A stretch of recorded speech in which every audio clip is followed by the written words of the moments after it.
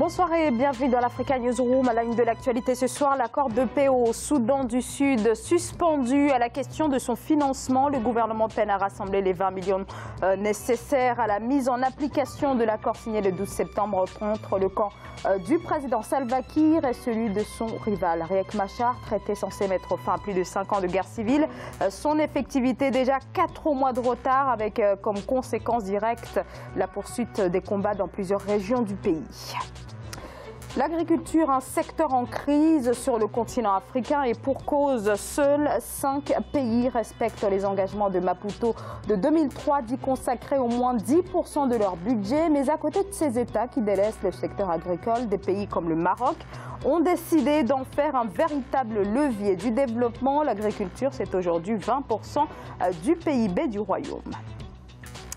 Et pour en parler, j'ai le plaisir d'accueillir ce soir Sadio Morel-Kanté. Bonsoir. Bonsoir Zahra. Bonsoir, vous êtes journaliste et analyste politique. Sur ce plateau également Oumar Diop, bonsoir. Bonsoir Zahra. Vous êtes consultant en finance et sur ce plateau également Gratien Rokindi-Kiza, notre éditorialiste. Bonsoir Gratien. Bonsoir Zahra, bonsoir à tous. Place à l'actualité.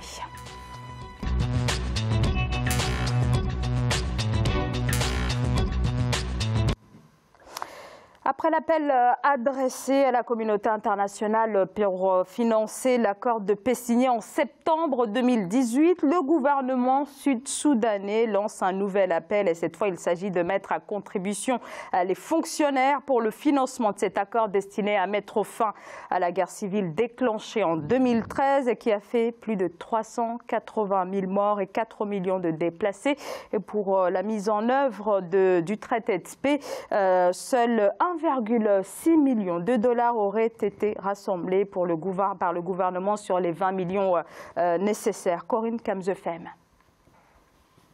Pendant 4 mois, les employés du secteur public au Soudan du Sud vont verser chaque mois une journée de leur salaire. Les fonds collectés permettront de financer l'accord de paix du 12 septembre 2018. Ce sont environ 280 millions de dollars qui sont nécessaires pour mettre en œuvre les décisions de l'accord de paix qui a scellé la réconciliation entre le président Salva Kiir et son rival Riek Machar. Le cabinet a décidé que tous les employés du secteur public devraient verser une paie journalière correspondant à une journée de salaire pour les 4 prochains mois dans l'intérêt de la paix. Le gouvernement lance également un appel aux entreprises, aux organes de la société civile et aux parties prenantes pour qu'elles contribuent à la mise en œuvre de cette paix. La réforme inhérente à l'accord de paix concerne la formation d'une nouvelle armée nationale, la délimitation de la frontière tribale et la mise en place de la nouvelle administration nationale et régionale. En la matière, pour un État naissant, il aurait été très important de mener des consultations préalables avant l'adoption de la mesure et d'amener les fonctionnaires à adhérer à la démarche, ce qui aurait facilité la mise en œuvre de l'impôt en question et aussi facilité l'adoption de taxes supplémentaires par la suite. La communauté internationale s'est engagée à financer en partie cet accord de paix si et seulement si le gouvernement sud-soudanais montrait sa volonté en rassemblant une partie des fonds. Entre autres mesures entreprises dans ce sens, l'intensification de la production pétrolière. L'accord de paix du 12 septembre 2018 devrait mettre un terme à 5 années de guerre civile. Alors, il faut en tout 20 millions de dollars pour mettre véritablement en œuvre cet accord. Le gouvernement dit n'être parvenu à rassembler que 1,6 million de dollars. Et on a là quand même un engagement partiel de la communauté internationale. Est-ce qu'il faut en déduire un début de désengagement de cette communauté internationale ou alors peut-être quelques craintes finalement puisque depuis de nombreuses années, le gouvernement sud-soudanais est accusé notamment de détournement de fonds, peut-être Oumar Diop pour commencer. Alors, je ne crois pas du tout que ce soit une façon de se désengager. Je pense que c'est une façon pour la communauté internationale de vérifier un peu si la communauté veut se réconcilier. C'est très important aussi pour eux de tester, parce qu'il ne s'agit pas juste de mettre des fonds, il s'agit de mettre des fonds dans un endroit qui est instable. Donc je pense que c'est une très bonne initiative du gouvernement. Si on arrive aujourd'hui à lancer ce projet, ça peut amener un sursaut national. Donc c'est des belligérants aujourd'hui qui veulent faire la paix. Je pense que c'est très important important. Maintenant, il faut savoir comment aussi l'utiliser parce que toute guerre a une cause. Souvent, on n'en parle pas des guerres, des rivalités dans des pays comme ça. En général, il y a beaucoup de causes qui sont non dites. Il faut savoir dire clairement au peuple aujourd'hui qui veut s'engager pour la paix, comment est-ce que cet argent sera utilisé. Je pense que c'est très important dans le sens où ça peut participer à une réconciliation nationale. Gracien Okindi-Kiza. Oui, je ne suis pas d'accord sur 2 points. D'abord, au niveau de la volonté, que veut la communauté internationale? La communauté internationale a déjà financé plusieurs fois les accords de paix qui échouent. Et donc, du coup, ils ne veulent pas remettre de l'argent chaque fois. Ils savent aussi qu'il y a beaucoup de corruption. Et maintenant, c'est une façon de leur dire, on sait bien que vous n'êtes pas sérieux, on vous laisse collecter l'argent. Sur le deuxième point, ce n'est pas une bonne chose de collecter l'argent de cette façon. C'est un pays qui produit le pétrole. On demande aux fonctionnaires. Seulement, on ne demande pas... Déjà sous-payés. Oui, sous-payés. Oui. Des fois qu'ils ne sont pas payés. On ne demande pas... On peut, par exemple, on peut dire, on demande 1% ou 0,1% sur les salaires de tout le monde, privé, pas privé, les ONG, y compris toute personne qui travaille, qui se trouve au Soudan du Sud, y compris les gens de la communauté internationale, les gens des ONG, tout le monde, la participation à cet accord. Mais aussi, il faut qu'ils comprennent que vraiment, il faut qu'il y ait de la confiance. L'accord de paix, oui, on en a parlé après combien de mois? Quand est-ce que l'accord va être mis en application? On attend toujours, on peut demander l'argent, mais finalement, pourquoi faire? Alors on parle de 20 millions de dollars. Est-ce qu'il n'y a pas quand même la matière à douter de la réelle volonté du gouvernement à vouloir mettre en œuvre cet accord? On parle de 20 millions de dollars. Comment se fait-il qu'un État ne parvienne pas à rassembler 20 millions de dollars? Le Sud-Soudan qui reçoit déjà plusieurs aides de la part des bailleurs. C'est-à-dire, il y a 2 personnes qui sont nichées au sommet de cet État, l'un opposant, l'autre, et puis ils étaient avant très amis, hein, ils ont décidé de se faire la guerre, de se massacrer, de se partager la manne du pays, et aujourd'hui, de se lever et de décider que ce sont les fonctionnaires qui vont mettre la main à la poche pour financer des accords. Quand eux ont décidé qu'ils veulent faire la paix, il y a eu déjà 12 accords passés qui ont été... Le dernier, c'était le 12 septembre dernier. Alors, est-ce qu'on est sérieux là? Sommes-nous sérieux là de mettre à contribution sans consultation, comme l'a dit un des intervenants dans... Alors, je souligne que c'est juste une initiative. Je vais finir. Un des intervenants a tout de suite dit, a dit dans le reportage qu'il n'y a pas eu de consultation. Ça, c'est au moins qu'il y ait un débat, un référendum au moins, demander au peuple s'ils veulent ou pas participer au financement de la paix. Il n'y a rien de tout ça, on le leur impose, comme on leur a imposé la guerre, comme on leur a imposé la non-paix. Et la communauté internationale a raison de dire, on veut voir votre bonne volonté, votre sincérité à cette énième phase de la paix avant d'injecter de l'argent. 20 millions de dollars, c'est beaucoup, mais en même temps, c'est pas beaucoup pour un pays... qui est un pays qui bénéficie de la rente pétrolière. Facile à rassembler 20 millions, à condition qu'en amont, l'État gère bien ce qu'il reçoit. Mais les belligérants Shakir et Machar et Kir ont décidé que l'argent de l'économie du pays leur revient, ils se le partagent et quand l'un ou l'autre est lésé, ils se refont la guerre, ainsi de suite. On en a marre de ce genre de dirigeants. Alors, moi, je ne dirais pas les choses comme ça. Moi, je crois fondamentalement que c'est une très bonne initiative. D'ailleurs, ça n'a pas été imposé. Donc, il ne faut pas aussi que nous parlions à la place du peuple soudanais. Donc, c'est une proposition, c'est une initiative du gouvernement qui est sur place.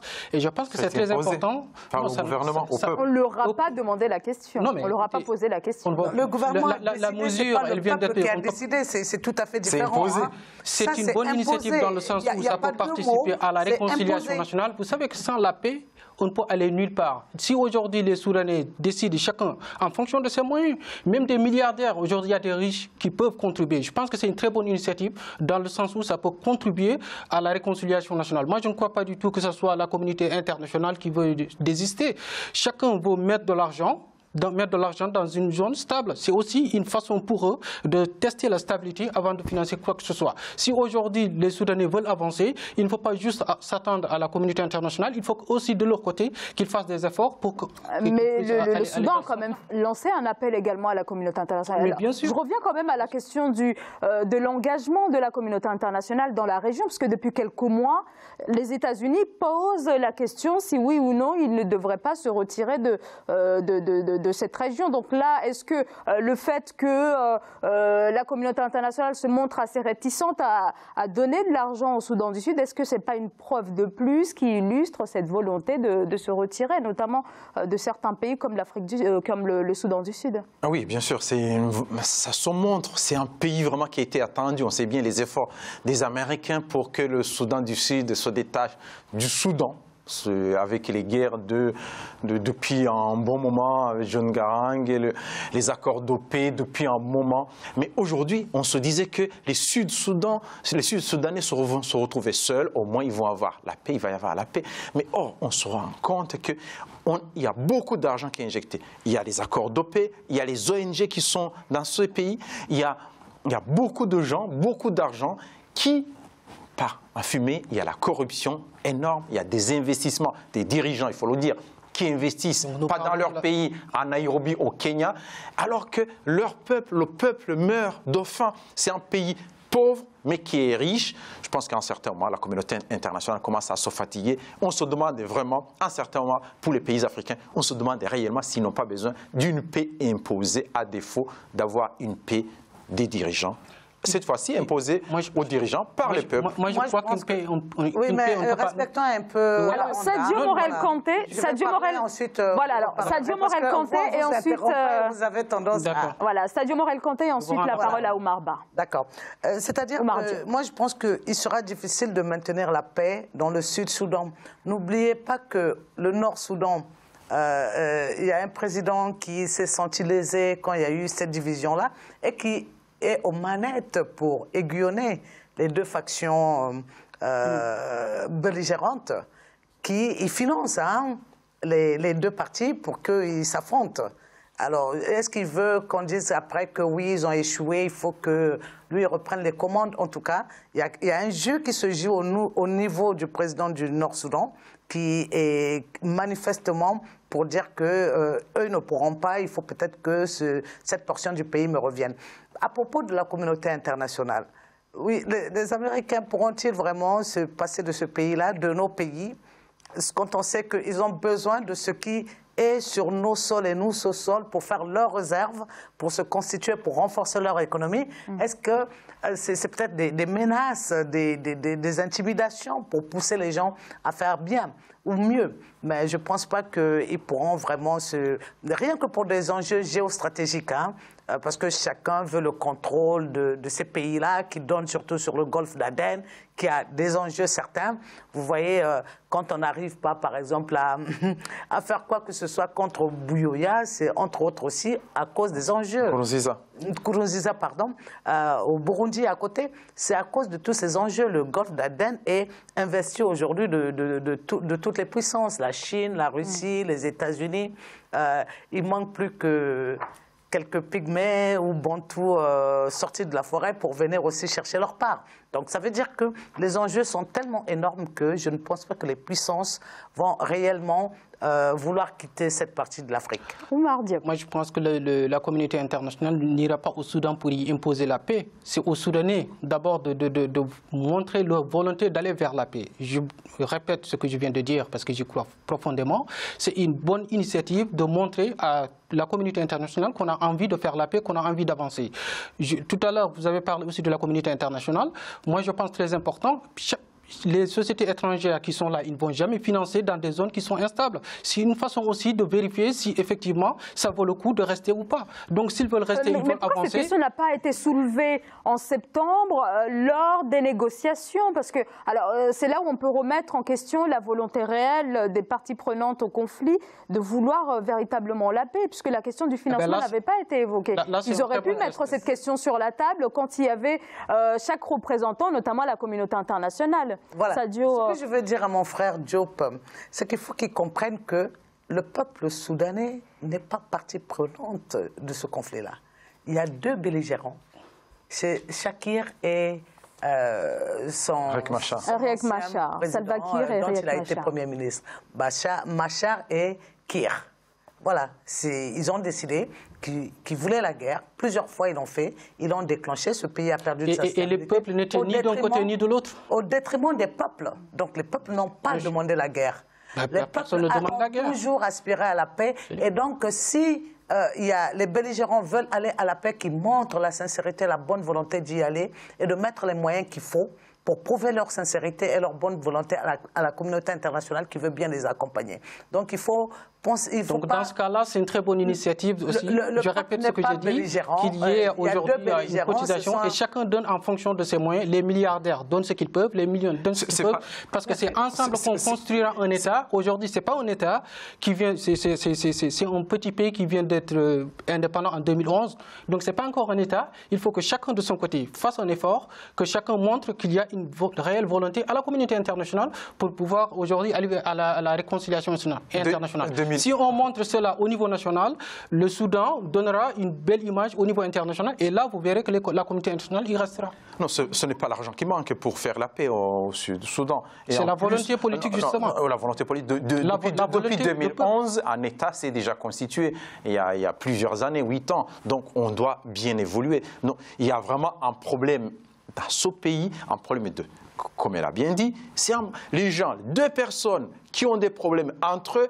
et ils entraînent leurs ethnies, les Dinka et les Donc on ne voit pas pourquoi les gens doivent suivre. Et de cette façon, ce n'est pas...